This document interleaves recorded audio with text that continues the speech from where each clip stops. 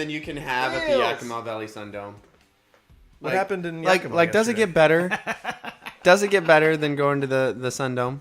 I forgot that there was state basketball yesterday. I thought the only thing that happened was the Tar Heels game. Oh, Andrew's watching the streamer. Oh. Andrew's our biggest fan. We're live, guys. He's watching us twice at the same time. Ooh. I'm sorry. So tell me about Yakima. So tell me about the Tar Heels. They won. Oh.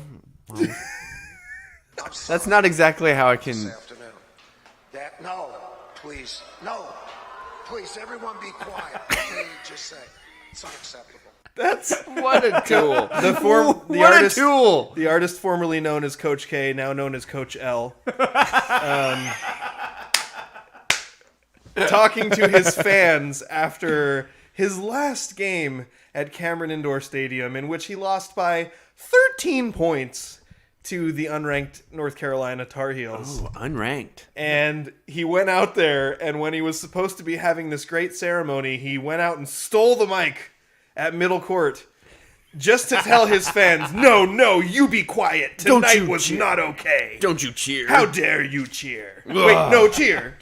Because How dare you? You be quiet. Stop it now.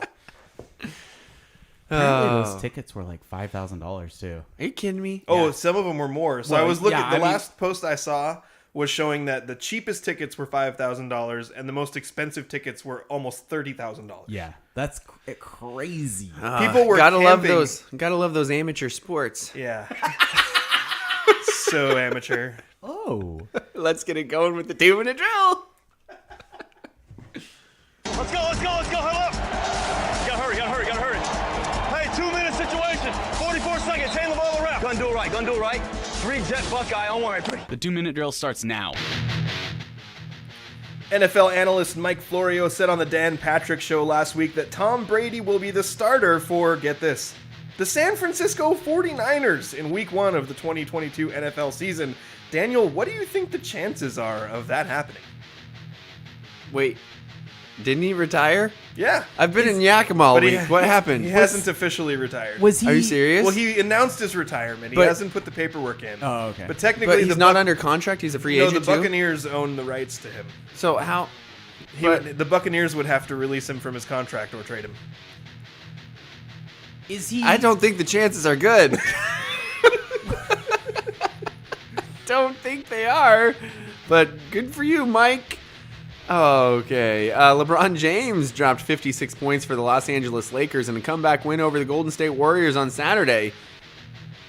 I hate that this question's in here. Justin, is the performance a sign that the 9th place Lakers are primed for a big run? I want to say yes, but no. The Lakers are bad. Because it's pretty Russell much LeBron. Westbrook gives them the runs. Russell Westbrook.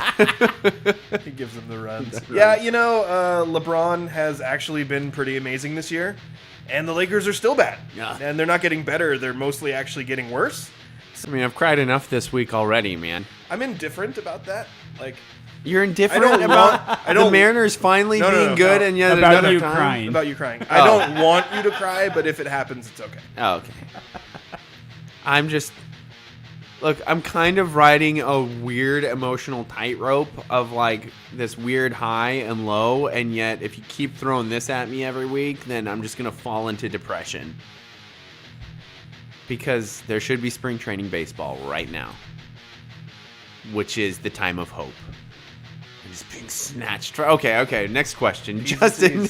In a big upset, your North Carolina Tar Heels toppled 4th-ranked Duke at the Cameron Indoor Stadium yesterday. What does this outcome mean for seeding for these blue bloods of college hoops? Well, for Duke, it essentially takes them off and out of consideration for the top line of 1 seeds, which is pretty awesome. I mean, I guess if they made some kind of a amazing run in the ACC tournament and some other teams faltered, they could still find their way back in there. Yeah. But bracketology, the most recent bracketology, has them as the lowest 2 seed now. And I like basically that. For Carolina, it means that instead of being on the borderline of being one of the last 4 in where you have to have a play-in game, now they've essentially locked their spot in the field of 64. They'll still probably, depending on what happens in the ACC tournament, they'll still probably end up being around a 9 or a 10 seed. but they're in a much better secure spot, and it's their first real quality win of the season, so it's a really big deal. It must be nice having one quality win and that assuring you of like a 10 seed. Well, it's their 23rd win. They're 23-8. Yeah, but you just said they only had one quality win. Like they have, I think it was their third, what would be considered a quad one win.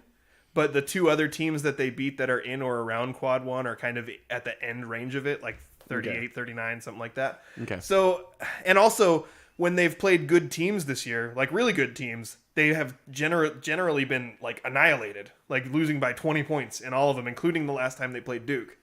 So this was a big win for North Carolina because basically all of us watching were going, okay, well, they're going to go play in the tournament. They're going to play a good team. They're going to lose. That's just all we had seen all year. And now there's hope that this collection of talent that at the beginning of the season looked like it was going to be highly competitive, maybe they're putting it together at the right time. So, Justin, Yeah. if and when, because I feels inevitable to me, Duke and UNC meet each other in the tournament. Which how in the only tournament that matters? Okay. Sorry, I realized The best that tournament. was ambiguous. The big in tournament. March Madness. Yeah. How, like, are you going to be like just popping antacids? He's going to be on a steady diet of Tums. Or do we need to anyone like who's be on like watching out for you here? okay, so this was like in the grand scheme of things, if Carolina had lost, it would be fairly inconsequential because they were not expected to win. Yeah. They were on the road. They were like a 12-point underdog. Yeah. So they could have lost. Those are my favorite wins. And by the while way. it would have The ruined huge wins you didn't That's true. didn't need. It would have ruined my day, but it wouldn't have been the end of the world like in the grand scheme of things. If anyone who talked to me from Thursday on probably got a really short response. Saturday, I was so stressed out, and the game was at 3 p.m. Saturday, I was so stressed out that every once in a while, I was just going, oh, and like bending over with my hands on my knees to the point that my wife asked me, "Are you okay?" And I didn't know how to answer the question. Like, technically, medically, physically, am I okay? Yes, I am. Are you sure? And also, my behavior during the game, which, if you watched it was incredibly close. There was a point where it looked like Duke was about to pull away. Towards the end of the first half, and then a little bit in the beginning of the second, it looked like, Duke was going to just run. And then it never happened. My behavior during the game was so erratic and loud that I scared my dog multiple times, and he went running out of the room like he thought there was danger. Yeah. And at the end of the game, when all was said and done, I couldn't stop laughing at Mike Krzyzewski. So To the point that my wife was like, "You sound like a cartoon villain right now." And then when the final buzzer sounded, I sprinted out the back door, ran it at a full sprint, large circles around in the backyard, and then went over and dunked an imaginary basketball on the hoop in the backyard, which had been lowered to roughly 8 feet. And Good thinking ahead. I didn't injure myself. But the adrenaline was like, I had to go. My body was going to explode if I didn't do something. you have like 30 basketballs at your house. Why didn't you dunk a real basketball? I had just made the kids pick up all the basketballs out of the yard earlier. That's what. If there were basketballs in the yard, he probably would have hurt himself. That's pretty true. bad I running also, around. what I think may have possibly been a coping mechanism for my stress is the dryer broke. Our dryer broke early in the day, in the morning. And I am the least handy person in the world, but Yeah. I took it upon myself to take that thing apart and try to see if I could fix it. Long story short, I didn't fix it. Probably made it worse, and I bought a new dryer today. So you said that you couldn't stop laughing at Mike Krzyzewski. Yeah. I'm looking at our L. little group text here. Yeah. Let's see. 1, 2, There's a lot 3, of- 4, 5, 6, 7 times 3 plus 1. So 22 laughy faces. Okay. Followed by Coach K looks so amazingly dumb today. And then 1, 2, and then 8 more laughy faces. Losing the last game on his home floor. And then 10 more laughy faces. his players only know how to ISO on offense, and then 7 more laughy faces, and then there's no scheme, and then 13 more laughy faces, and then his stat player needed 26 shots to get 23 I points. should have said star player. Okay. And then 16 more laughy faces, and then this is a good day, laughy face. And then you sent a picture of a bunch of really sad Duke fans. and then Those were amazing, by the way. Can you imagine having those pictures on national television? Ouch. yeah. And then you sent Michael Jordan holding a tablet watching something, saying, watching the ending of Coach K farewell tour, and he just looks happy. Yeah, that's from the Last Dance documentary. I assume that's Yeah. what it was from. And then he said, it didn't feel like it at the time. I was so stressed, but Angel said I was acting like a total psycho during the game. Apparently, I scared the dog. When the game was over, I ran out the back door and sprinted in circles, then dunked an imaginary ball on the hoop in the backyard. So your story has not changed at all. That's a what Not a happened. story. It's real. And then you said Carolina beat Duke, by the way, in case you guys didn't know. I smiled for hours, like no joke. And then you made a reference to me, what I said after, because apparently someone said just being able to shut the Cameron Crazies up and celebrate on their court with all their former players watching it was great. And then you were like, shoving it to your rivals on senior night. Just like Daniel Hargrove. Oh man, it was such a good day. Dude. It was such a good day after about 5:20. Because until then it was incredibly stressful, and then during the game was also incredibly stressful. Well, yeah, Oh, see, that's man. what I'm saying. Do we need to watch it with you and like maybe on a bit of a delay? Dude, we need so to that record him. so that we can like be aware of what's going to happen and sort of anticipate and make Well, sure that you're okay. My family tried to capture my post-game celebration running around the yard, but Yeah. I was running too fast to be captured by any camera. So, yeah. Yeah, I've seen you run before. Yeah. I doubt that. I was moving. I was moving. Oh man, sorry. I just realized that I should have written down some of these stats from one of our players here, and so that's what I'm working on right now. Oh, I was just checking my Twitter. Because Were we doing something else? I thought we were just talking about the Tar Heels game. Four different players scored 20 or more points for the Tar Heels, first time in team history. First time in Wow. team history that's ever happened. Yeah. That is Wait, they scored 20 or more points. 4 different players. Did scored. anybody else score? They had one player with 2 and one player with 6. That, if this team makes any kind of a tournament run, that will be the conversation, is depth. Okay. Because from the beginning of the season where I was looking at it going, hey, this team could go like 11 deep. There's Okay. been one player that maybe they should be a football I team. thought was going to be okay. Isn't UNC a football school now? They're both. And a baseball school, all 3. I thought that they were going to be incredibly deep. One of the players has turned out to be Not good. not nearly as good as I thought he was going to be. Another player had to go home to his family mid-season because like 3 family members died, and he's taken off the rest of the year. Oh, gosh. Horrible story.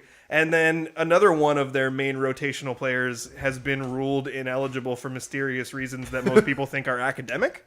Sure. So you went from... And you're at the Wait. point when you're hoping they're academic. UNC, is that possible? Can UNC disqualify students or disqualify players academically? basketball players, like normal students, there's actually a really high academic standard there. But basketball players, I said normal students. It's actually a very difficult school to get into, and it's a Wasn't UNC the school that it's a had highly the fake- reputable the fake academic classes? school. But for basketball players, Daniel, how do you wasn't- not get on the floor as a Yeah. basketball player? Seriously. You got all the support you need.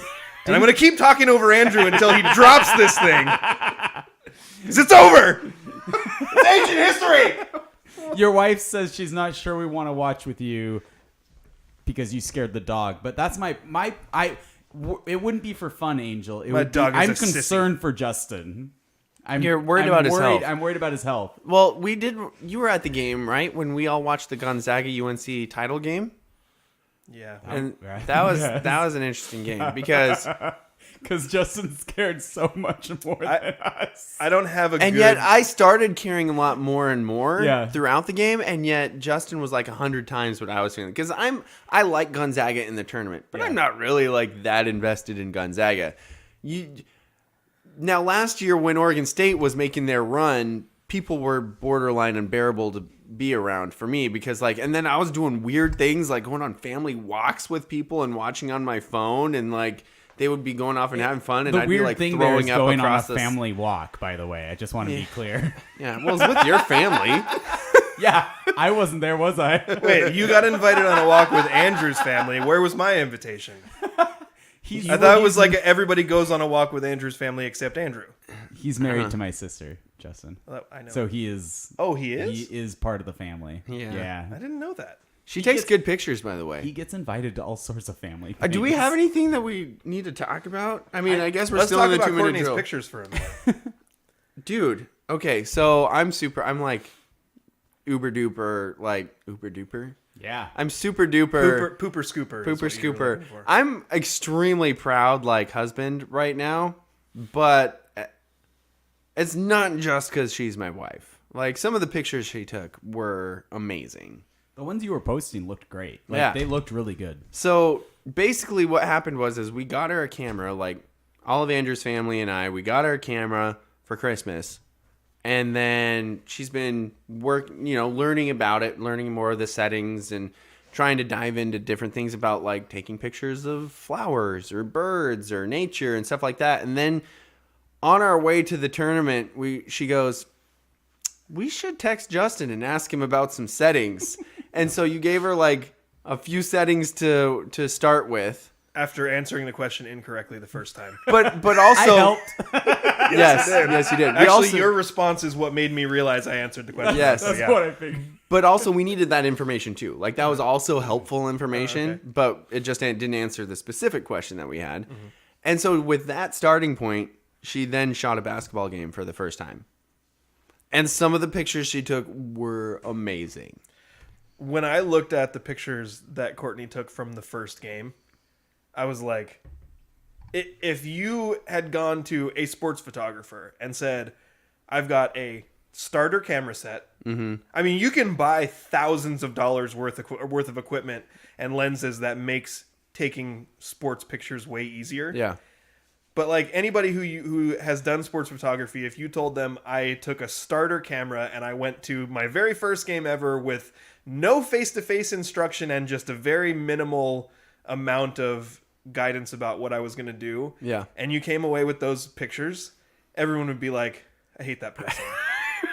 Because sports photography is fun, but it's hard. Yeah. And basketball photography specifically because not only getting enough lighting, but the way the light cycles in a lot of the gyms makes it really hard to get pictures that are bright enough without being grainy. Yeah. So the fact that she was able to do that game one is amazing. Yeah. And then really to me what I thought was more amazing was looking at the difference in the photos from game one till the last game. Like that was, I mean, it's as a body of work over the course of the tournament, it was really incredible. So if you haven't seen the pictures, go look up Daniel's write-ups on 1490kwok.com or go to the KWOK Facebook page, and they're all posted there as well.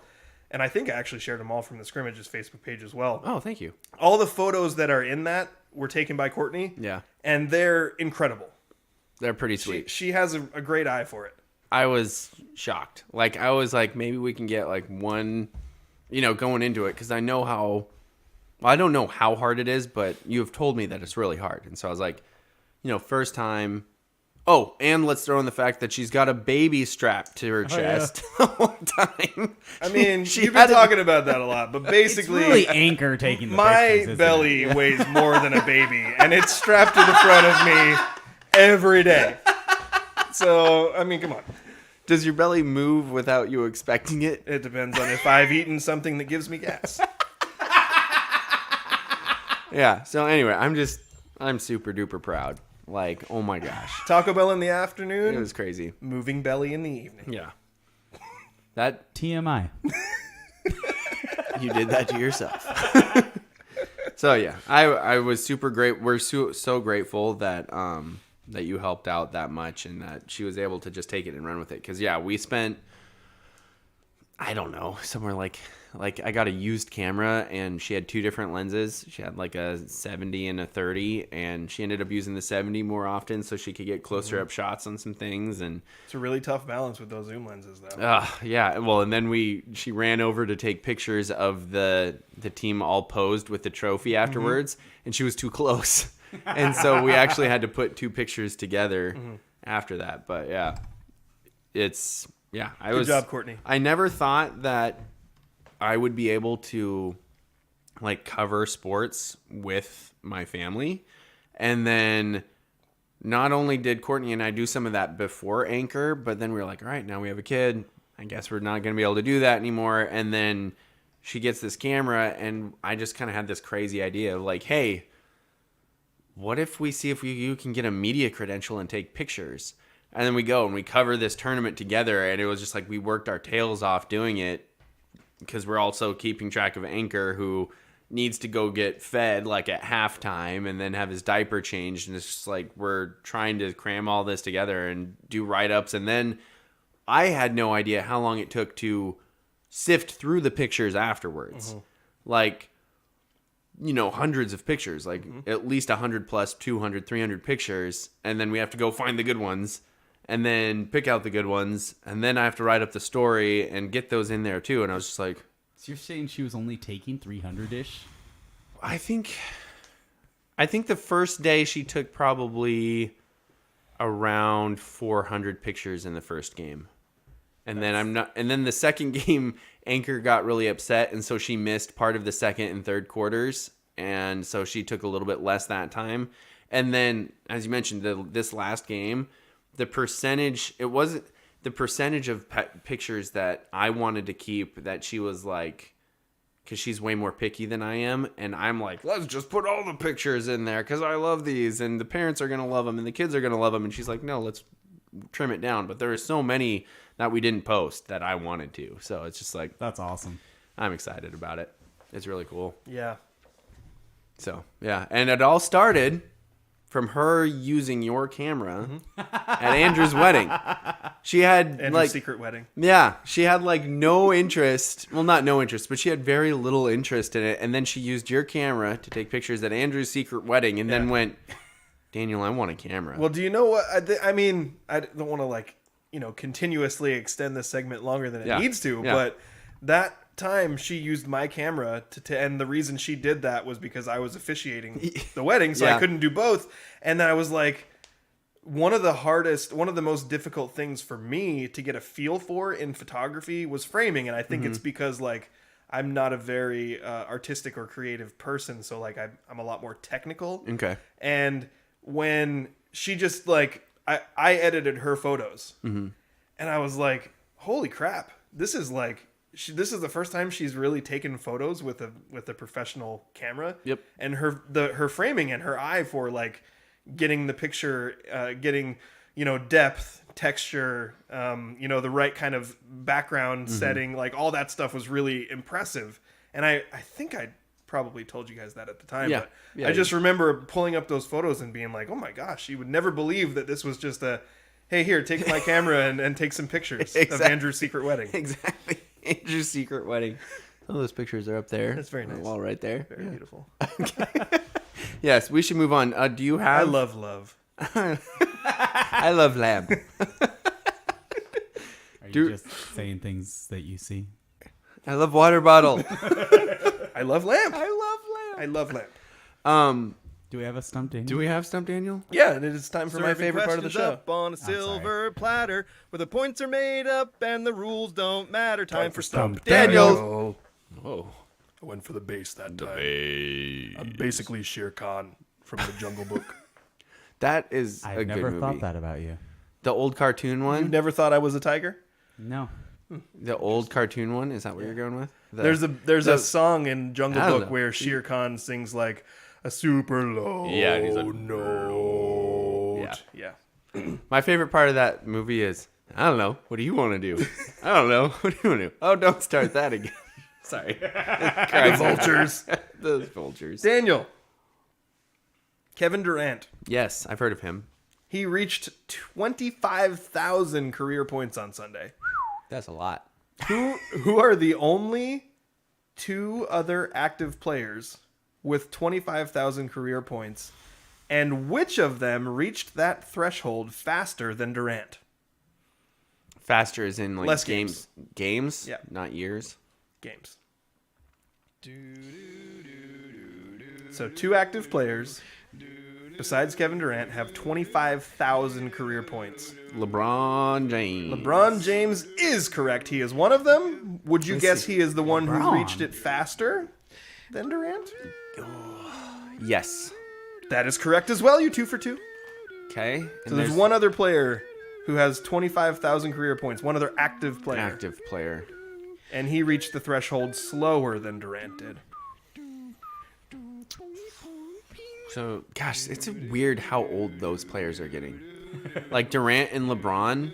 It's just the players, not us. Yeah, shut up. That's true, though. That's what it is, though. Like, they're like the young up-and-comers to me still. Yeah. And then I'm like, oh, wait, they're like getting ready to retire.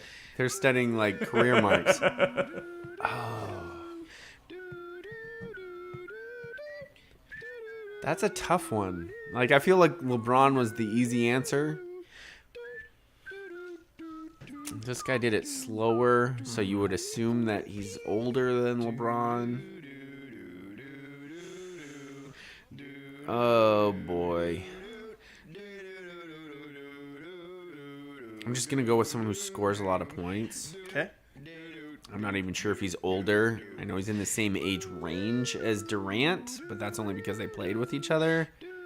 I'm going to say James Harden. Ooh, I'm sorry, that is not correct. James Harden has not reached 25,000 career points. However, Carmelo Anthony has. Oh! And he took 1,024 games to do it. I feel upset about that because he played for the Blazers last year, and that should have been a guess. So Durant did it in 922 Yeah. games. LeBron did it in 915. Carmelo that's did it close. in 1,024. That's not close. So you got 2 out of 3 in the first question. Pretty good. Pretty good. Okay. Next I like question. Melo so much more now that he's turned into like non-diva. Yeah. I really liked the Blazers version of Carmelo Anthony. Yeah. A lot. And I'd never been a fan of his. No, I thought he was like one of those players you did not want on your team. A Harden? Yeah, I always pictured him as a Harden, a black hole. But then he ended up being good. Yep. Look at me absorbing NBA knowledge. Klay Thompson? I know him. Here's your next and final question. Oh, You got a chance for 3 out of 4 if you get this right. okay. On Saturday, LeBron James became the oldest player at 37 years old to score at least 55 points and grab at least 12 rebounds or 10 rebounds in a game. He also was the first Laker to do so since 2000. Who was the Laker who had 55 points and at least 10 rebounds in a game in 2000?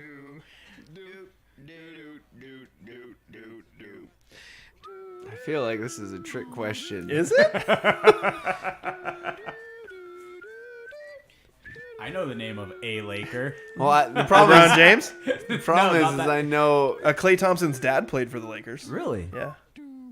Was that Klay Thompson the first? I don't know his first name. I don't know his name. I can't either. remember. You know that Klay Thompson's brother played for the White Sox? No. Yeah, those guys. Stupid Tristan? athletics, sports, Yeah. talented families. I'm just going to go with the obvious one here and say Kobe. Ooh, I'm sorry. That's it- incorrect. What, That was Shaq? the one I knew. Shaquille O'Neal is the correct answer in 2000. Daniel, you got 2 out of 4. Not bad. It's a great batting average. Not bad. It's a solid day at the plate.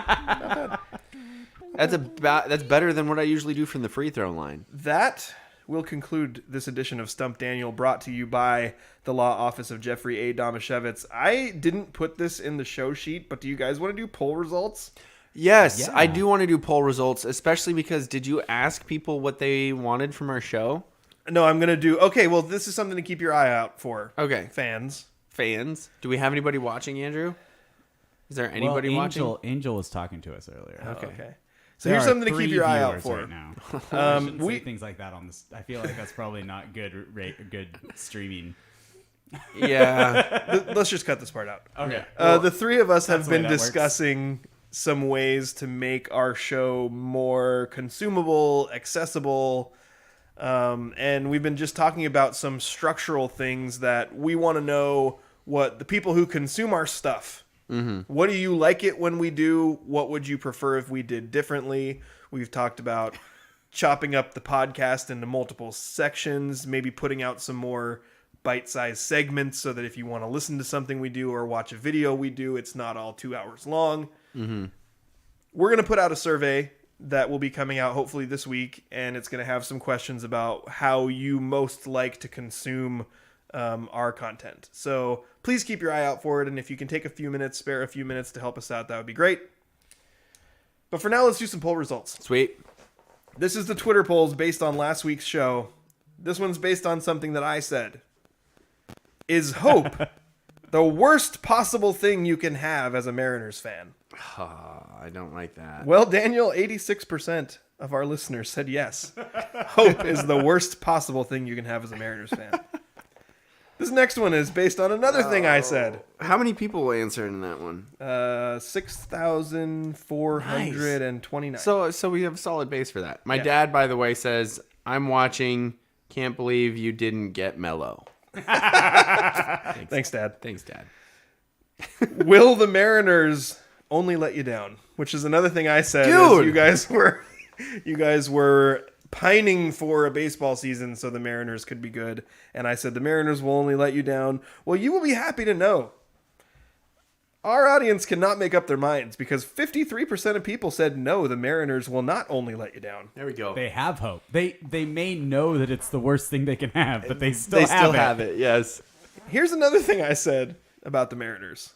I said we would all be dead before they win a World Series. So will we all be dead before the Mariners ever win a World Series? Well, 58% of the audience said no, we will not. So people have hope that they could live to see a Mariners World Series victory. I'm not liking the margin of victory on this. Like, the significant percentage of There people are said... a lot of battered fans. Seriously. Here's the question that I felt like came from, as I was listening back to the show, talking about the WIAA's regional state playoff structure, and then also in the same show talking about the NBA playoffs play-in games. So the question was, are the NBA playoff play-in games as dumb as the WIAA regional state basketball tournament structure? 72% of the audience said yes. Did you tag them in it? No, I you didn't wasn't. tag him in it? I didn't think of it. Okay, real quick, before you move on, we had a conversation about somebody's response to that. He was some media member, I think, but he was saying how basically telling people to stop talking about the regional round. He's like, you guys do realize that it's been over 10 years since this was changed. The kids aren't missing out on something they don't even know about. And I'm like, That's not what missing out means. that's not what that... How does that make sense? That's like saying that ice cream was banished from the country. And then 10 years a sad later, story. those kids aren't missing out because they never knew what ice cream was. I feel really sad. Of course they're still missing out. They just don't know it. And the kids in these tournaments don't know how great it was that freaking Tumwater got bounced in a tournament because, well, I guess that was kind of funny. They were a 1 seed and got knocked out by an 8 and then lost their next game. And I don't really like Tumwater that much. But seriously, It's funny. seriously, I mean, the tournament was so much better with 16 teams. Yeah. And you didn't have any of this nonsense. It's so hard to... sorry. But I soapboxed last week, Yes. so I'll But I'll as lay off I of it. listened to myself trying to explain to you how the NBA playoff play-in game structure worked, It's similar. it occurred to me, this is about as dumb as the regional games. Yes. Yeah. Yeah. Next question. Did Montesano and Raymond girls basketball teams get hosed by the seeding committee? Since both were number 1 RPI, one got a 4 seed, one got a 5. Daniel made the assertion that the seating committee did its job, and I shared my uneducated opinion with no research that both teams got hosed. Yeah. Well, you know what, Daniel? 69% of the audience Nice. agreed with me.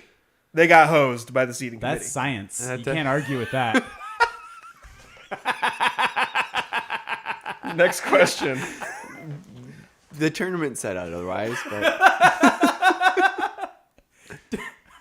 A lot of factors there. yeah. College basketball would have us know that it doesn't really matter who's winning games, Daniel. It's the ranking that matters. Football It even is- more so. It's funny, really, going back to North Carolina and Duke. Duke is Do we need to? Duke is one game better than the Tar Heels in conference play, and 3 games better overall. Oh, really? Yet they were ranked 4 going into this game, and Carolina's unranked. Weird. It's a weird, like, I really think the blowout losses against good teams hurt them in the public eye, because it's a weird instance where I think the Tar Heels are better than their ranking. What about in the private eye? In the Sorry. That's it. That Just was stupid. Okay, I got 2 more polls. Okay. Is it great? This is based on something Daniel said. Uh-oh. Is it great every time you can shove it to your rival team on their senior night? I voted yes on that. We got an actual. I think I Even though voted yes Daniel on was that, too. talking about. we my actually Aberdeen got a Wildcats. response Yes. on this one from Daniel, a fellow Grizzly of yours. Oh, yeah. Brian Irian says yes times 10. Yes. And while Go, 96% of people agreed with you and Brian, How it many? is 96% of Who people. voted Yeah. no on that? I don't know. 4% of people.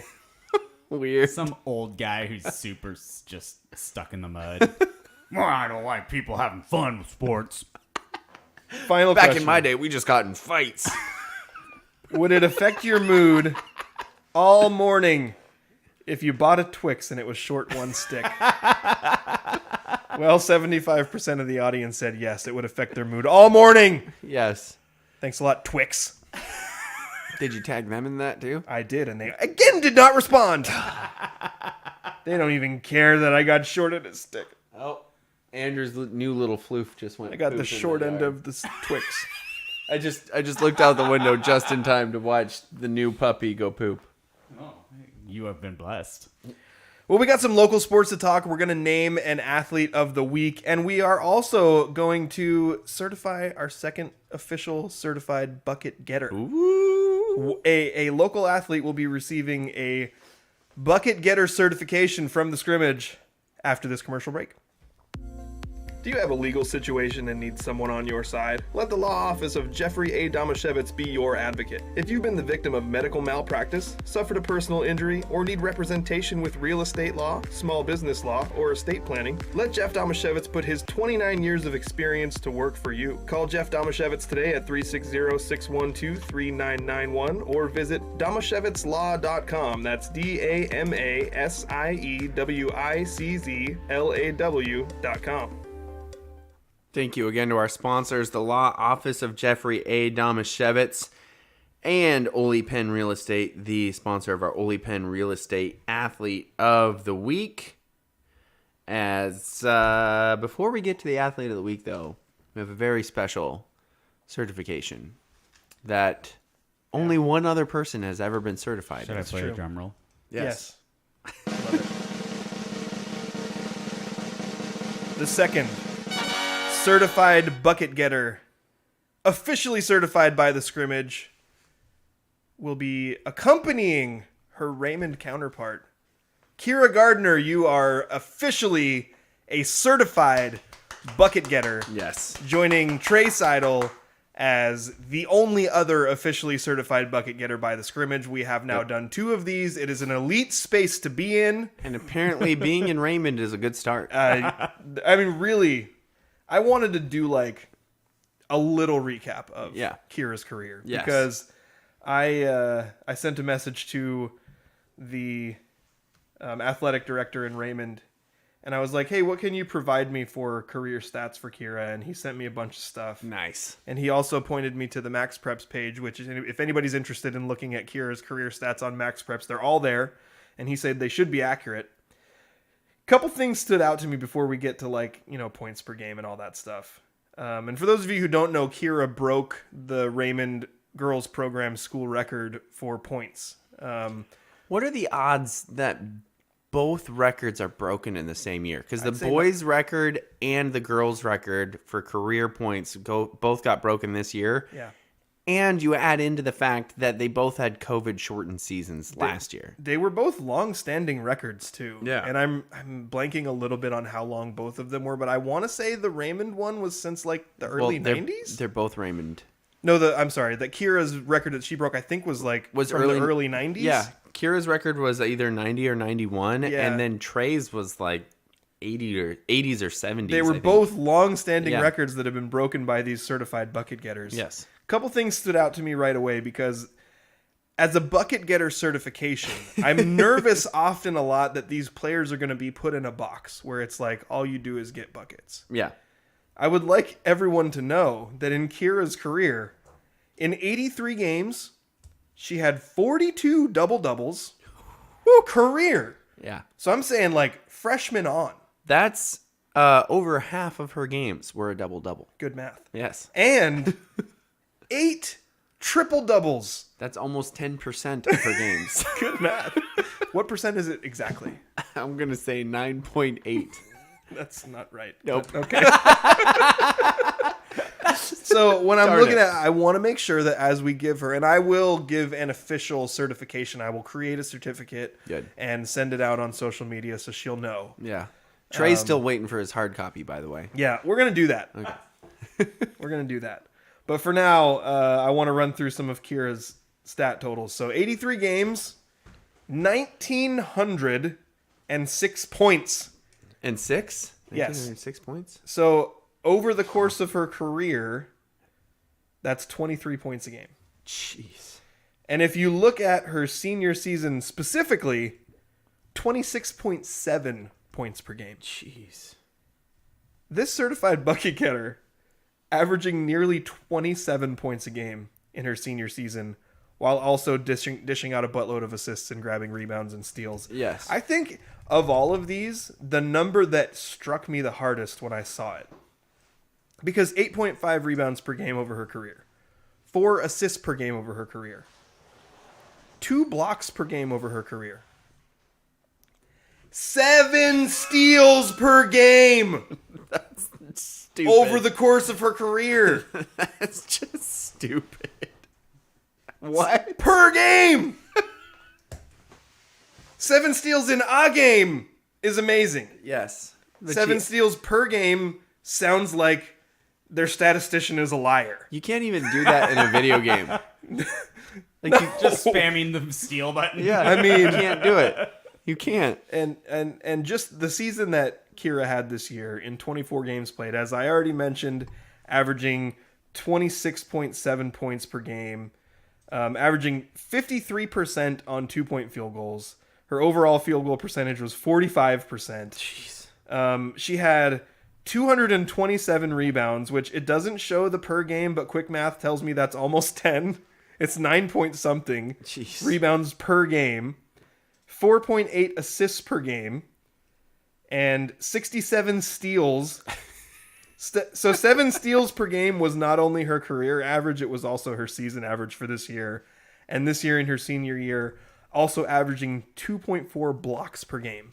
And Daniel, we talked about Kyra. We watched her play one time. Yeah. We watched her play the Monte girls. Yep. And I said from the beginning, not the beginning, post game, I was expecting this girl to light it up, score a bunch of points, and play great defense. Mm-hmm. She played great defense. Yep. Probably didn't shoot quite as well as she normally does, but still scored 20 points, I think. Something like that. 21 points, something in that range. Let me go back here. But while you're doing that, I'll filibuster by saying, I think the thing that stood out to me the most. This is what I love about having a notebook for every year, is I just flipped. That was the first game I did. Yep. And Kyra Gardner had 14 points. So we're looking at this as oh wow, she didn't shoot that well, and she still scored 14 points. Yeah. But the thing that stood out to me, 14 points, 8 steals, 4 assists, 5 rebounds, and 4 blocks. There you go. Stat stuffer. But the thing that stood out the most to me about watching her play is feel for the game, anticipation, and manipulation. Yep. So when you watch a player play, there's two huge traits that are next level traits. One is you have a tendency to know, not only be able to see where everyone is on the floor, but anticipate in a half a second how is everything going to change.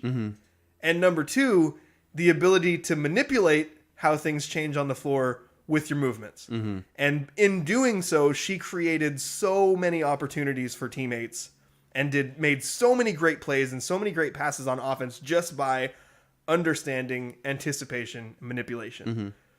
The girl is incredible, and I cannot wait to follow her career at Washington State. Go Cougs. Go Cougs. Go Cougs.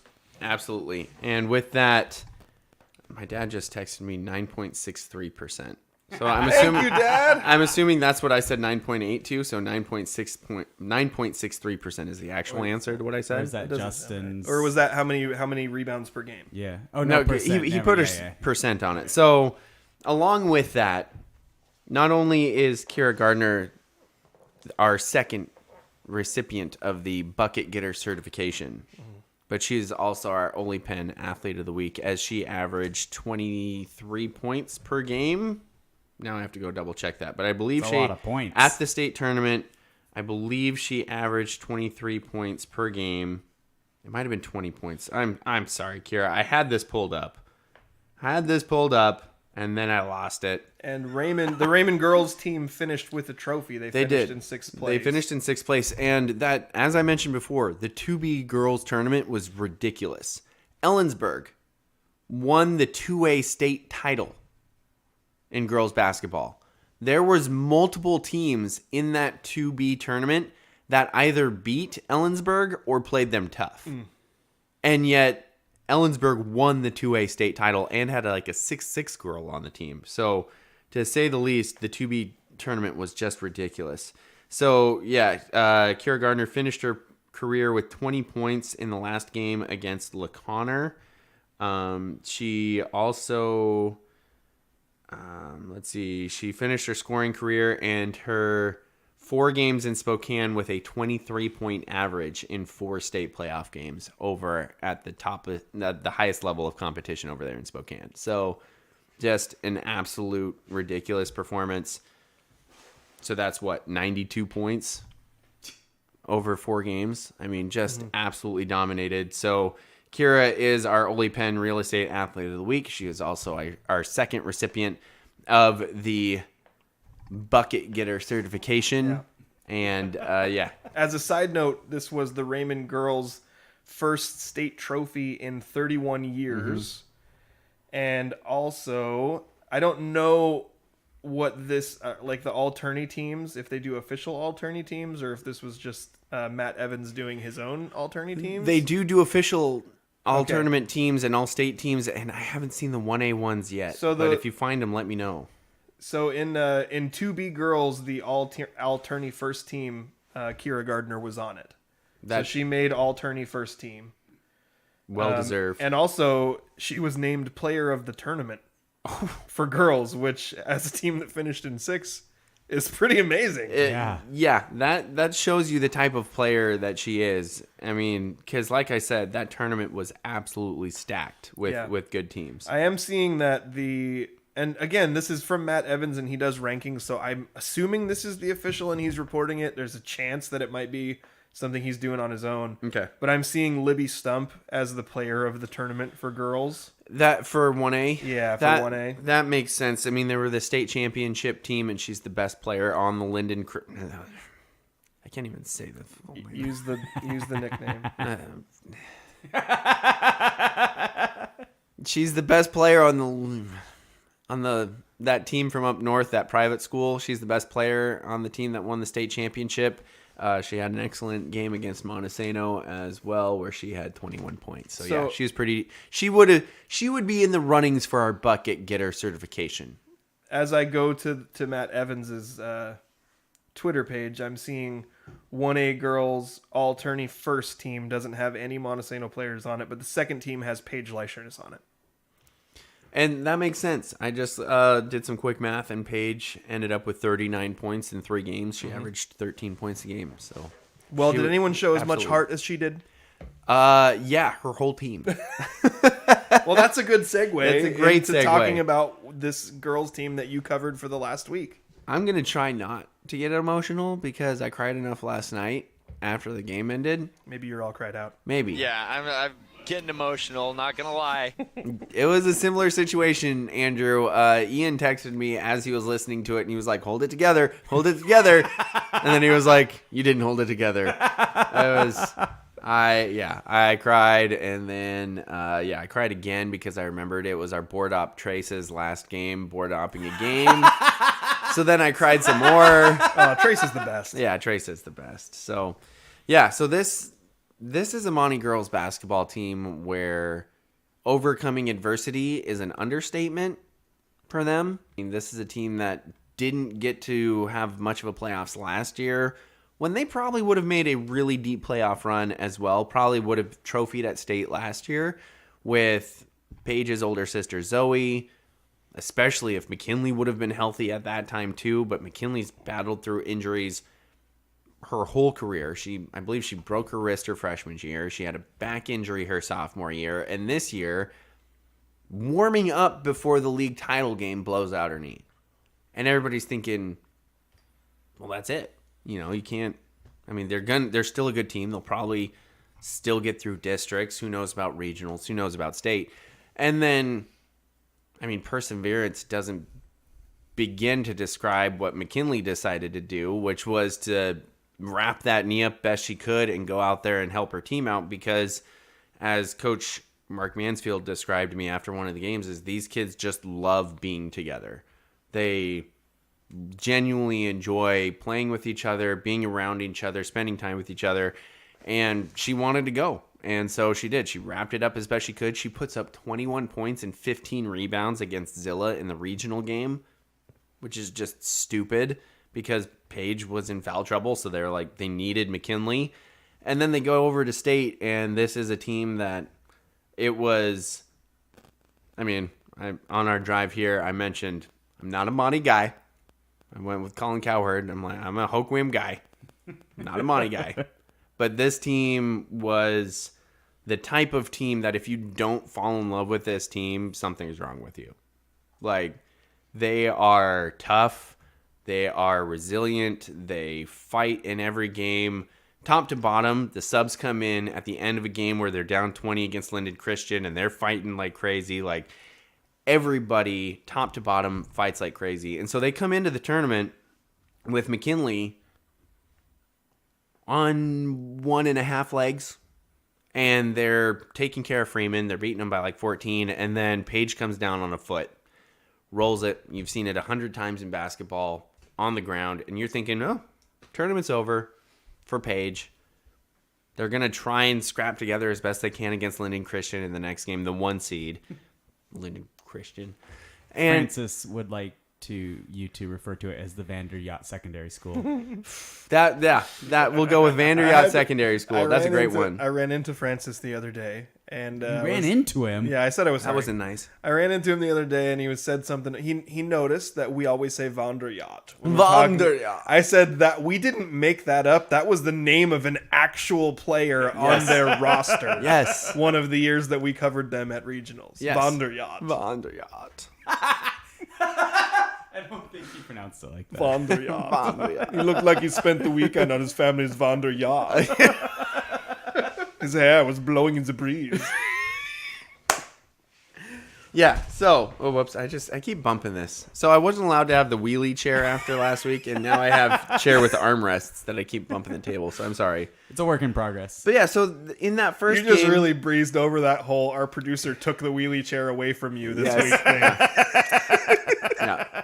Because So- you can't be trusted. Yes. So in the first game against Freeman, Paige has 15 points and 12 rebounds and that was I think she hurt her ankle with about 3:05 left in the fourth quarter. I think it was 3:06. Yeah, 3:06. Yeah, we watched the video enough times. I watched we should it remember. many times. I watched it a ton I'm of a little times. upset about it. I'm really upset about it. News to every basketball player out Total there. bull crap. Don't box somebody out before they land on the ground. That seems like the most effective time to box them out. It was also Well, it's a great incredi- way to put your foot under their foot and Yeah. have them break their ankle. It was incredibly frustrating to watch because, as you pointed out when we talked about this, Daniel, she came from off screen. Like, she was so far away. Yeah, Courtney's got a picture of her making the shot, and you can't even see the defender. Exactly. And then there also was another player. I can't remember who it was, but there was another player between this defender and Paige. Yeah.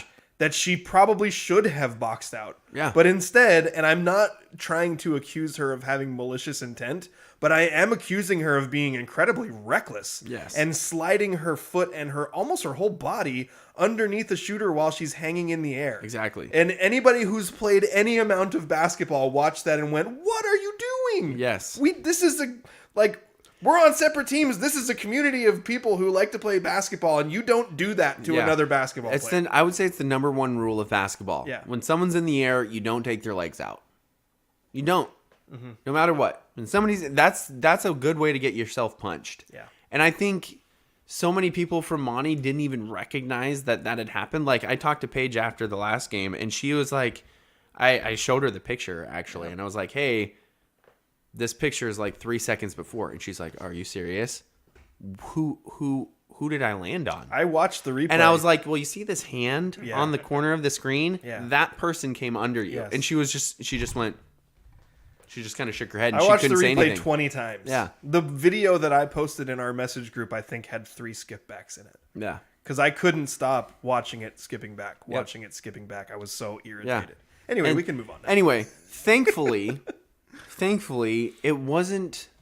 I mean, it was a bad injury. It was very swollen. But Paige is, I mean, breaching into our PG-13 rating here. Paige is a badass, and so is McKinley. And they played on some of the toughest injuries I've seen people play on. And so Paige comes back in the next game, and playing the next day after landing on somebody's foot, has 12 points and 8 rebounds and 2 blocks against the number 1 team in the state that ends up winning the state championship. And McKinley puts up 13 points and 9 rebounds, 1 block, and a steal in that game. Neither of that was good enough to get them athlete of the week. No. Snub. Okay, calm down. You remember the Kyra stats that we just talked about before, Oh, right? and you mean that she set the all-time record for her school in points? Yeah, and was the... What you just said, she was the player of the tournament, for Pete's sake, over at State and Spokane. Get out of here. Be quiet. Let me just. Thanks, Coach L. So, I mean, these two kids, and then in that game, because that wasn't enough. It wasn't enough that they're 2 best scorers. Then in the game against Linden Christian, arguably their 3rd best scorer, Jaden King, crashes to the ground hard. And then, this isn't official, but I can only assume is out with a concussion because she doesn't come back in the rest of that game, and then she doesn't play in the next game and has sunglasses on the whole time. And that's Maybe generally... she just wanted to look cool. That's generally something... It's a sun dome. I assume it's really bright. Yeah. I haven't been there. Yeah, that's generally something you see that happens when you're concerned about head injuries, right? As you have the kids wear sunglasses. Well, and when you have a concussion, sometimes the light hurts. Yes, exactly. And so, again, that's not official, but she wasn't able to play. So they're down 3 of their best players, or 2 of them are playing on 1 leg, and they're still just absolutely battling. And you got players like Maya Young stepping up, and Jordan Carr, who has played a decent amount this year, is fairly experienced, but definitely hasn't been like one of the main rotational players. And she comes in the Kashmir game and plays great. She has 5 points in the first half. She's one off of the top Maya Young, who started picking up her offense as well. Both of them were playing defense with, I mean, you were mentioning anticipation with how Kyra Gardner played. On defense, I'm not sure if I've seen the level of anticipation in a long time as both Maya showed the whole tournament with jumping into passing lanes. I mean, she was all over everything. it was a fairly common theme that Maya Young tips a pass away, if not steals a pass away. And then Jordan steps in, and both her and Maya had plays where they're playing on the wing of a 3-2 zone. So a 3-2 zone is one player at the top, two players at the wings, two players down in the post. And the ball was on the right wing, or on the left wing, and they threw the ball to the top of the key. But the way that everybody shifts, the point of that zone is more down in the free throw line at that point. So player threw it from the left wing to the top of the key, and Maya and Jordan read it so far ahead of time that they came over from their opposite wing position and stole the pass to the top of the key and went for breakaway lay-ins. I know that might be hard for me to describe without seeing it, but basically they had no business stealing that pass away, but they anticipated it so much that they took it so cleanly that they went for breakaway, like uncontested lay-ins. Right. And with all we've talked about, the two MVP level players on this team in Paige and McKinley all season. Yeah. You don't hold a state caliber team to 26 points. Yes. Like they did against Freeman without having a full team of competitive defense. Yeah, absolutely. You don't. Yeah. 26 points, and then they held Linden Christian to 57, which isn't that much either, and that was with just a disastrous second quarter. Right. Like the second half of the second quarter, just everything that could And go that's wrong with did happen. that's the game that Jaden got injured in, right? And that was right about the turning point. So Jaden Yeah. went down, and then Linden Christian kind of went on a run at the end of that second quarter. I think they should have done what I told you they should have done. What's that? You file for a special exemption since McKinley has an injured leg and Paige has an injured leg. Yes. They I like this play strategy. like three-legged race. You tie one of they tie their legs together in the middle, and then each of them is only allowed to use one hand. But then they only count as one player. Yeah. So you can have another player on the floor, and technically they're two people, but they could only count as one. Yeah, It would be exactly. so difficult. So You think that would make it harder? I was trying to It help. would be so hard to play. I don't know about the team. I'm just imagining how difficult it would be as an athlete to play all of a sudden in the three-legged race style. Right. That would be gnarly hard. yeah. I mean, for me, definitely. I feel like McKinley and Paige would figure it out. That's the other They cool might do it for fun. Who knows? That's the other cool thing I learned about this team in the tournament. Like, not only do they all like each other, like Mansfield said, but I feel, this is from the outside looking in, I feel like the bond between Paige and McKinley is something special. Like, at the end of the district title game when they won, Paige sprinted over to McKinley and gave her a big hug. Like, hey.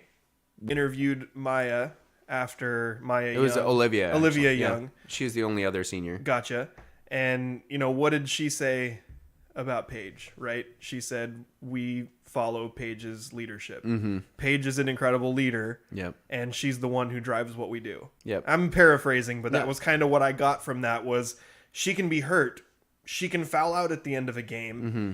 And she has set the example with her leadership that we're going to follow her leadership regardless of whether she's on the floor or at 100%. Absolutely. Bummer to think that this is the end of her high school basketball career and we don't get to watch her again. Yeah. Really, truly. And again, you know me, I am not a Monte homer. I'm not. No, you're the opposite. Some may You're a say Monte hater. Some may say I'm a Monte hater. Yeah, I would. Some may say And have. So, I've heard it both ways. Healthy Montesano win state this year. Ooh. I did not see one team over there, and I saw the state champion. I saw them. I watched them play. Healthy McKinley, healthy Paige, healthy Jaden. They win state by 10 points in the title game. You know what we should do? I don't see any other way around it. They had no answer for Paige on one leg, and they had no answer for McKinley on one leg, and that was also such a physically officiated game that every time McKinley or Paige got the ball, they were getting mugged every time they got it by three players, and yet they were still stepping through like double and triple teams and putting the ball up and in. Like, the last 3 years, Montesano, in my opinion, has had two state champion caliber teams that didn't get to play for a state championship. One for injuries and one because of COVID. Because I think Trace Ridgeway's senior year of football, that was a state championship caliber team that didn't get the chance to do it. Well, I officially publicly declared that team state champions. I'm willing to go with Let's it. do it for this girls basketball And- team too. I mean, and- yeah, there was a state tournament. Yeah. Screw that. WIAA.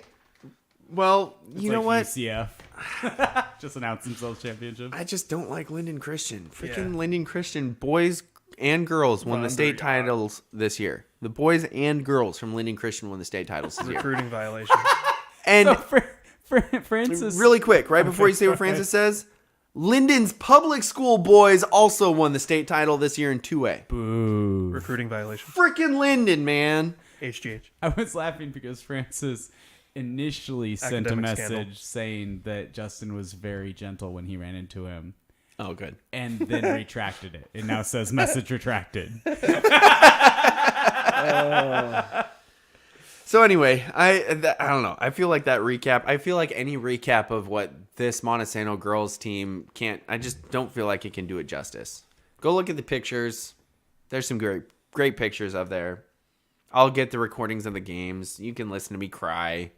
Like Nobody wants that. nobody wants to do that. I know, but I mean, There's a really good picture of you crying, actually. there. Yeah, You showed it to me. I think that's a private one, not a public one. yeah. That's a private picture. We need to tweet that. Yeah. I mean, really, cards on the table. Let's be honest about this. You want people covering your local sports teams who care Yep. and are invested. Yeah. We care. We're invested. Sometimes we cry. Yep. And you know what? That was sweet of you to say we. Thank you. I know that I've gotten choked know, up on broadcast before. I'm not going to hide from that. I've done it. my rule of thumb is when I'm covering local teams together, like they're playing against each other, like say Monte's playing Elma or Monte's playing Hoquiam or Aberdeen's playing Elma, I do my darndest to be impartial. Not when Aberdeen's playing Hoquiam. I know that he. I try, Andrew. Sometimes try. your Grizzly shows a little bit. Sometimes it shows a little bit, but I'm actively trying. Like that is going into those games. I'm thinking about it. Okay, I have to impartially not homer out for one team or the other. I get into the playoffs and we're playing some freaking wackadoodle team from Lewis County Or Linden Christian. or Linden Christian. Get out of here, Lewis All bets County. are Like off. I am all in on Elma. I am all in on Monte. I'm all in on Aberdeen. I'm all in on Hoquiam. Like those local teams are my team Well, at that point. Elma you know, would have to win something for that to be true. Wow, that's hurtful. dude. Says What the- happened in basketball says this the year Monte for homer. boys? Like, yikes. Wow. I'm not sorry. Anyway, that's just what happens. I just got an update that says MLBPA agrees to big changes. Shift would be banned. That's such a. Oh, that's I don't so think frustrating. I don't think that's the correct way to fix I think that problem. but the problem. Okay, so I don't think that's the correct way to fix that problem. Yeah. It's a way to fix that problem, but It makes the game less interesting instead of fixing the reason that the problem exists. yeah. Pitch clock would be implemented, and bases would be enlarged as part of a total deal with MLB. players wanted bases to be enlarged because of injuries, I guess. Would a bigger Because of base like help with stepping that? on the Yeah. edges of bases is treacherous for your ankles. But you do Oh, I was realize that thinking you that it would step make- on the edge on purpose. Like making Yeah. a bigger base doesn't mean that you're not still going to gonna then step on the still edge. try and Maybe step on it's the edge. because Wouldn't two it- people might be trying to step on the base at the same time. Maybe It would make it so It's that like a weird you could problem. be sliding in further away from the you wouldn't be as I likely want- to slide into the legs or something. I want maybe? cartoonishly large bases, like 10-foot wide bases. You have to run to the Anyway, base, then you have to sorry. run across the base. That's okay. I think the Suffice it to say, Yeah. when I follow a team into the playoffs, I dive in wholeheartedly to that team, and this is one of my favorite teams I've ever covered, and I think that's the first time, Justin, that's happened where I didn't follow the specific kids for multiple years. Mm-hmm. Like those Hoquiam boys where they had those 3 kids who started as freshmen. Yeah. We followed them all the way. Jordan Spradlin was also a freshman at the same time. We followed her all the way. I've covered Paige a little bit over the last few years. I've covered McKinley a little bit, but just this specific state tournament run, like, they were captivating. So And- yeah, and- I just wanted to Getting emotional, not gonna lie. I just wanted to finish that out before we moved on to other Anyone stuff. with a heart would get emotional over Yeah. that. Yeah. Andrew. All right, so that's all I gotta say. I know that was a lot. That was pretty. Oh gosh darn it, What'd she say? Courtney just sent the picture of me crying to our whole scrimmage group. Thank you, Courtney. Gosh dang it. So that's there now. Great. Anyway, what else do we have to talk about? Is that it for local sports? This is a really good picture. Well, that's because she's really good at taking pictures. Willapa boys and Willapa girls. I mean, the focus is like perfect. Sadly, they did not trophy at She really state. captured your emotions in this picture. Yeah, I agree. She's really good. I'm done interrupting. Sadly, Willapa boys and girls did not trophy. They were our only other two teams from kind of the area that we were following as well. 2A Linden boys won. That was at the tournament. It was at 2A girls. Ellensburg won. And that was a crazy tournament because there was just upsets all over. But yeah, it was. If you ever get a chance to go spend 3 or 4 days over at the Yakima Valley Sundome and just watch basketball, do it. Like, book your hotel early because you're going to have to, because Courtney and I had to find an Airbnb that was 20 minutes away down in Wapato. That was like the closest thing that we could find. But, yep, that would be my recommendation. Do it. Justin's looking at texts. We're all looking at texts. No, and actually, different I was things. just gonna say, I think this is. It's not like a straight up full on ugly cry. Not quite. It's like a misty and choked up. Yeah. Well, actually, you I had just- you actually look kind of rugged. So like you- with the way you got this kind of jawline thing going on and the scruff. I appreciate that. Do you see my left hand there? Yeah. That I had just got done wiping tears out of my left eye with that hand. Okay. Actually, also your hair is kind of doing this thing where it's like a Lenny Kravitz. Like, yeah, I woke up this way, and it is what it is, and who cares?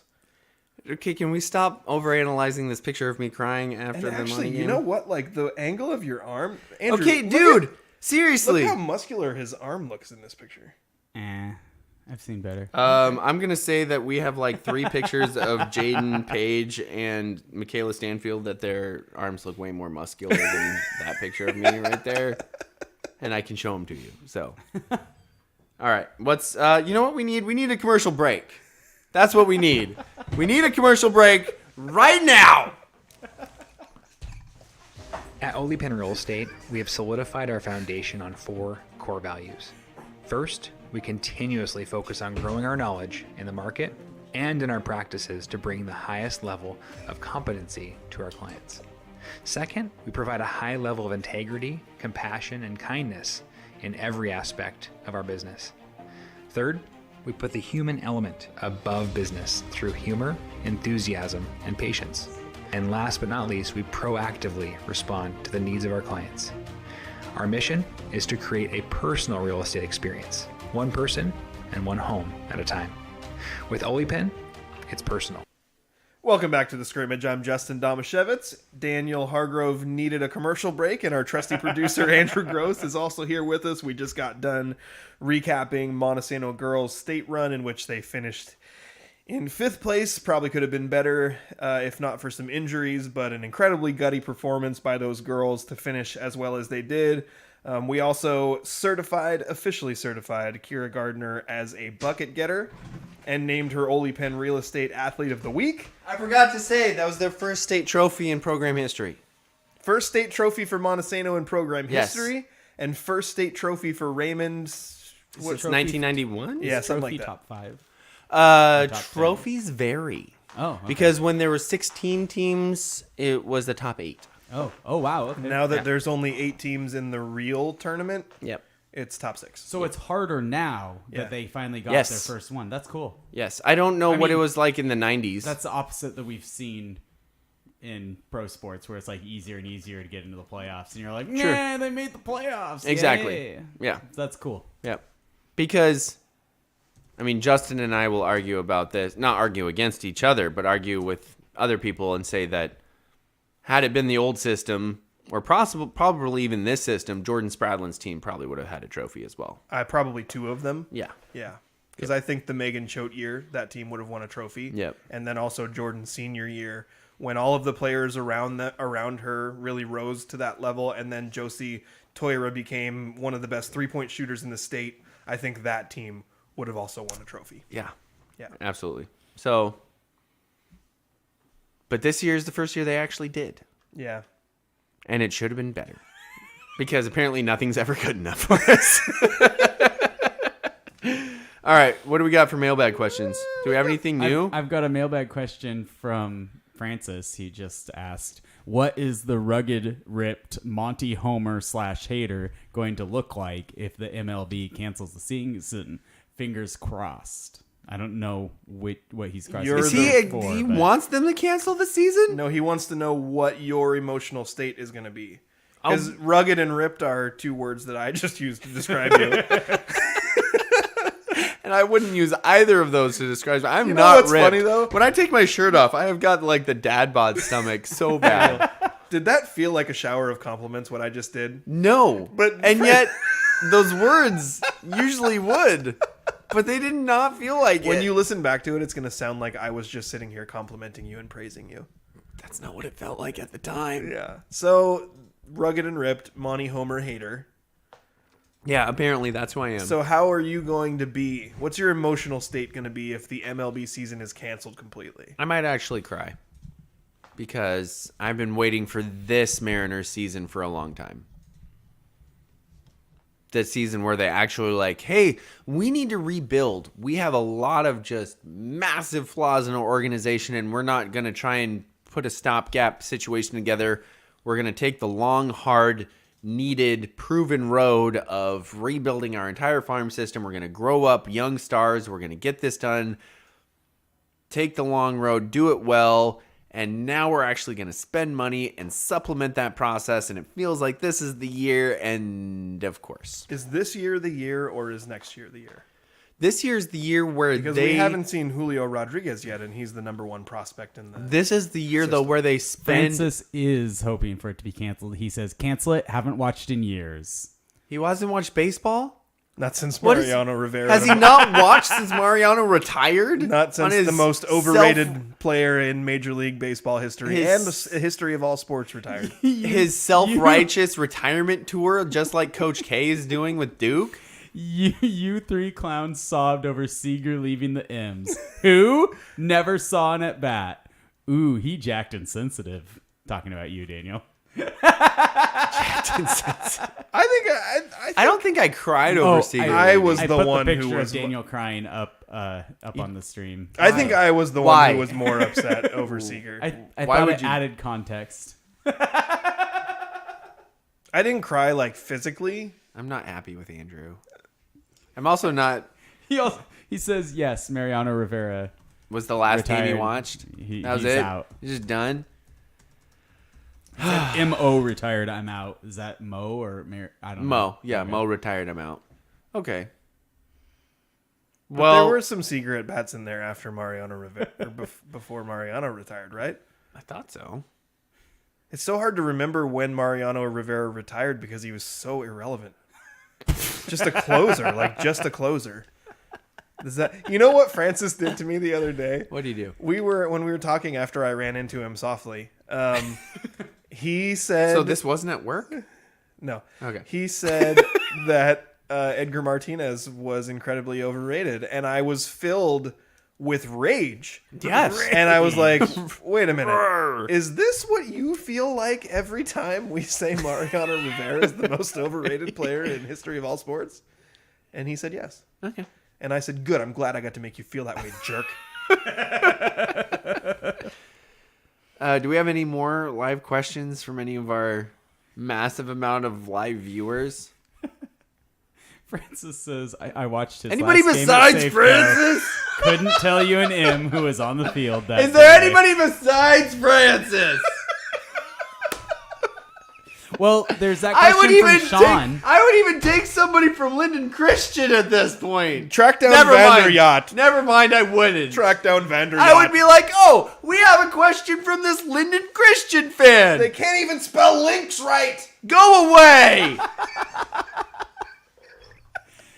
There's a question from Sean who's wondering if pumpkin is the Mariano Rivera of flavors. Yes. Most overrated. He said most overrated. I said Mariano Rivera of flavors. I think so. It's available year round. If it was so good, wouldn't we use it all the time? Yes, I agree with all You're of that. talking about like is that reference to like a pumpkin spice latte I kind of a assume thing? so. You know, in Yeah. September, Pumpkin pie? everything starts being pumpkin. I always thought that was because pumpkins are seasonal. Are pumpkins not seasonal?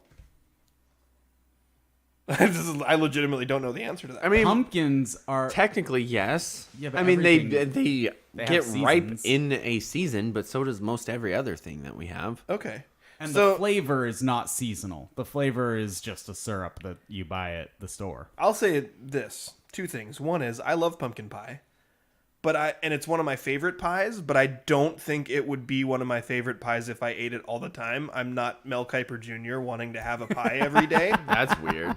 He literally was talking about how he eats a slice of pumpkin pie every day. That is gross. And I think I would get really sick of it. Like I love pumpkin pie. I love well-made pumpkin pie, but I think I would get sick of it. Yeah. The other thing is when it comes to pumpkin spice in a coffee, I'm not the best person to ask about this because I drink all coffee black and Thank I you. never put flavors in it. But like Do you put cream in it sometimes? I don't. I put So- milk in it because I don't like hot drinks. I like warm drinks. I like to be able to Ice. drink the drinks. Yeah, sure. I use ice for that. Yeah. Ice Okay. also works. Iced coffee is good, or putting some ice in. Or even just throwing a few ice cubes in so it's not so Yeah. hot. When I first started drinking coffee, I asked the barista, I asked Jake, I was like, hey, I want to actually like coffee. What would be a good drink to order? And he said, well, a 4-shot, 8-ounce breve would be pretty good with that because it's like only 8 ounces. It's almost filled to the top with the espresso shots, with 4 shots. And then it's a little bit of like heavy whipping cream put in there. And that's been my drink ever since. It's a good drink. It's solid.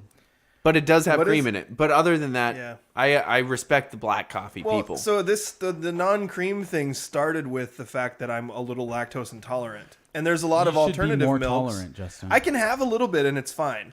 But also there's lots of good alternative milks. I like hemp milk, I like coconut milk, almond Oat's milk. pretty good. I don't know how you milk an almond, but They should all be called juices. yeah. It's But, almond like, juice. There's lots of good Give me some of that alternative milks. oat juice. But because I stopped putting milk in my coffee, I just got used to it. So now if I put cream in my coffee and there's no sugar in it, Yeah. it tastes weird. I don't like the taste of cream in my coffee with no sugar. But on the rare is occasion, that because you don't like the taste of cream? I like milk. Okay. But on the rare occasion that I would put flavor in my coffee, I like pumpkin spice. Okay. Wouldn't be my first choice, but I like it. I usually like it. But it does chocolate. it's the thing, it's like tacos. Like Sean and I had this conversation about tacos. Tacos are good. Yes. But tacos can't reach the level of cultural phenomenon that tacos are perceived to be. Like tacos are built up to be this thing that no food can accomplish. Taco Tuesday. Exactly. Your boy LeBron is part of the problem. if you go on TikTok and Yes. every 32-year-old mom is making dance videos about pumpkin spice lattes, it gets to the point where Is like that what TikTok is? it's all pumpkin spice lattes. In September. Yeah, Okay. through Thanksgiving. But just like September, just in the fall, right? Pumpkin spice lattes. Is this what become I'm a gonna thing have to do when I that lose the tournament bracket challenge this year? That's gonna have to TikTok be- dances. I'm gonna have to make TikTok pumpkin spice dance. I will Videos. invent He's a so pumpkin good at spice that. dance. Daniel would be so good at that. Yeah, you would. Oh, there's the first one. See, I'll put that on TikTok. See, I'm not too. Is it sad that I'm not too worried about it because I'm assuming I'll just get 1,000 likes really quickly and then I'll be done with it?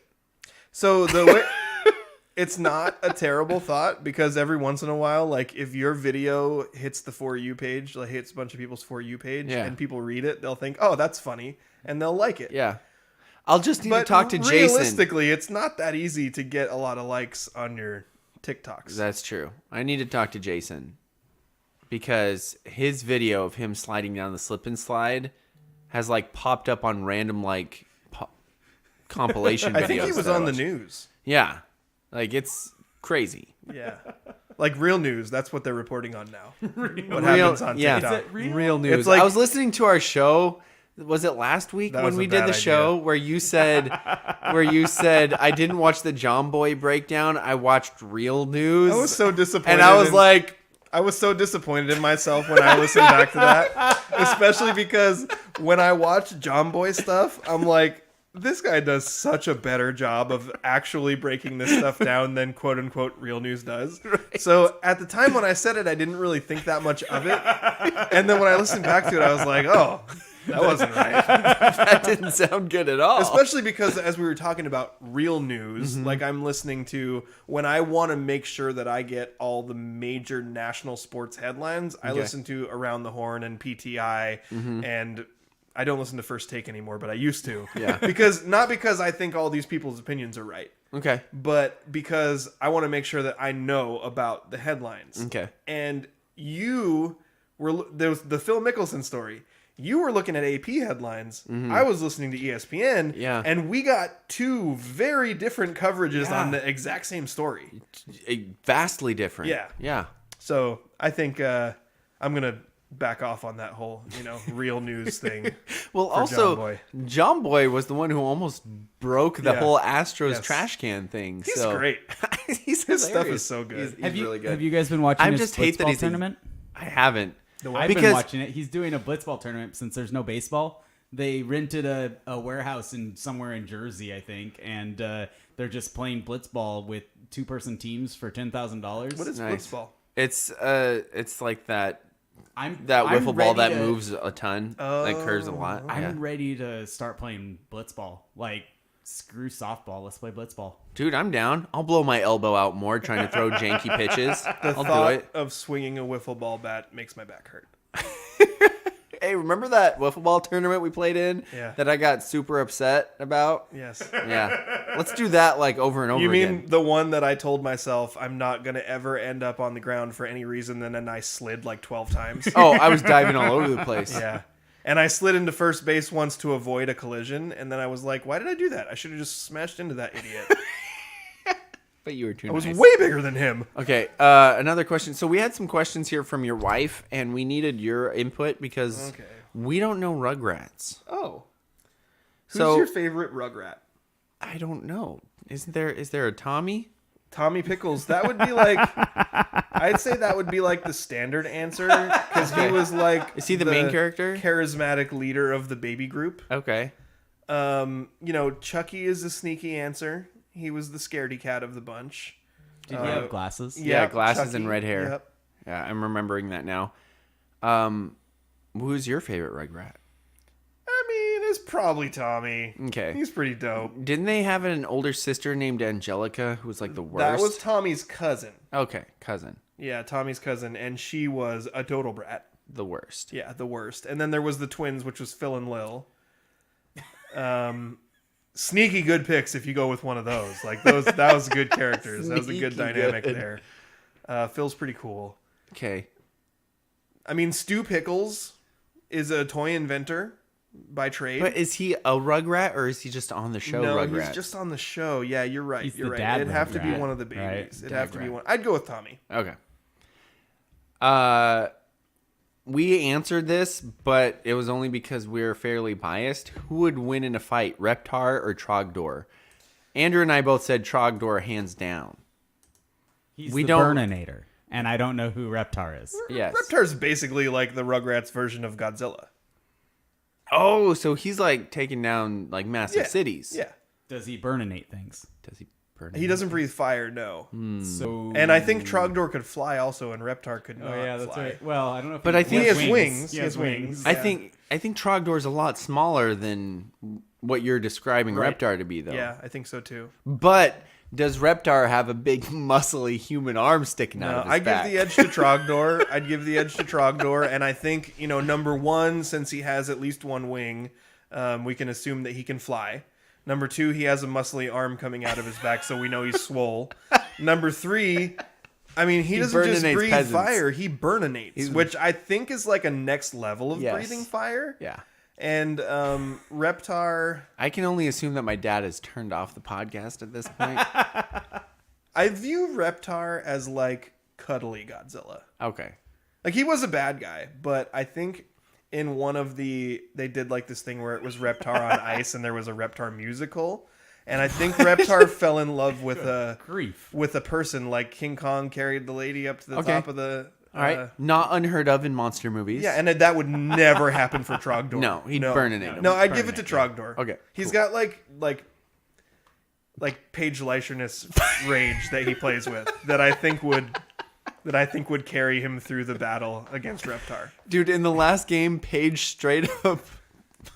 I don't think it was on purpose, but she started going to this move where she would get the ball in the post, and then she got used to being double teamed so quickly that she wouldn't even worry about dribbling. She would just get the ball and turn really quick to one side or the other and then go up.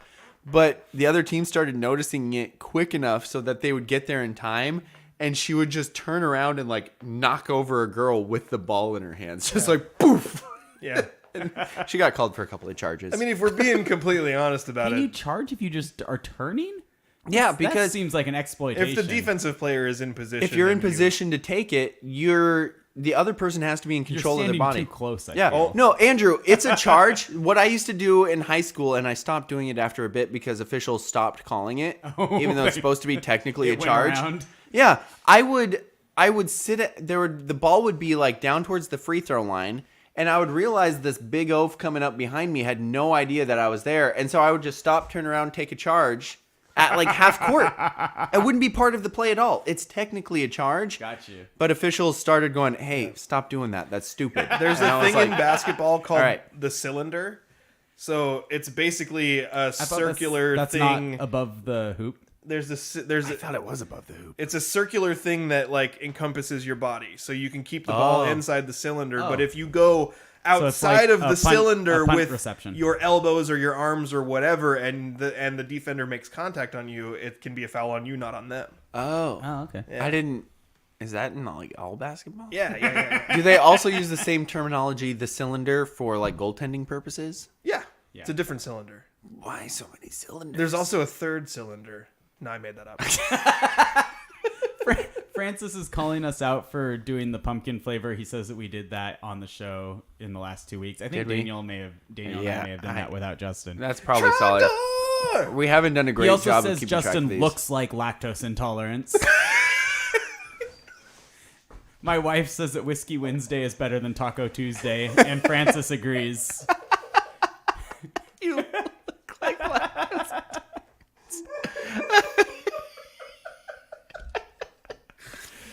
Courtney Does lactose intolerance have a really red face when it laughs? Courtney says that you are welcome, I think, for the picture. And then Francis says, breaking down Rugrats, far better than baseball talk, hands down. So, why does Francis listen to our show if he just seems to hate all sports? Have you noticed that? I think he listens for the Rugrats breakdowns. Did we do the humble hot dog yet? Have we done that? Is Francis going to call us out on that too? I don't remember doing the hot dog. I don't know. I just don't know. Now Francis is texting me. Let's save the hot dog for next week. Okay. He's texting more things that I need to get at next week. Yes. Yes, Francis, I'm getting these. These need to be addressed. You're absolutely correct. He's blowing up my phone right now. I think that's going to do Francis has a lot of thoughts on the show. That's going to do it for our show today. So for my co-host Justin, laughing like a super villain Domashevitz. I'm surprised you didn't go Justin looks like lactose intolerance. And for my co-host Daniel, I need a commercial break, Hargrove. And our trusty producer, Andrew. Daniel is not happy with me gross. I don't know why. You've been listening to the Scrimmage.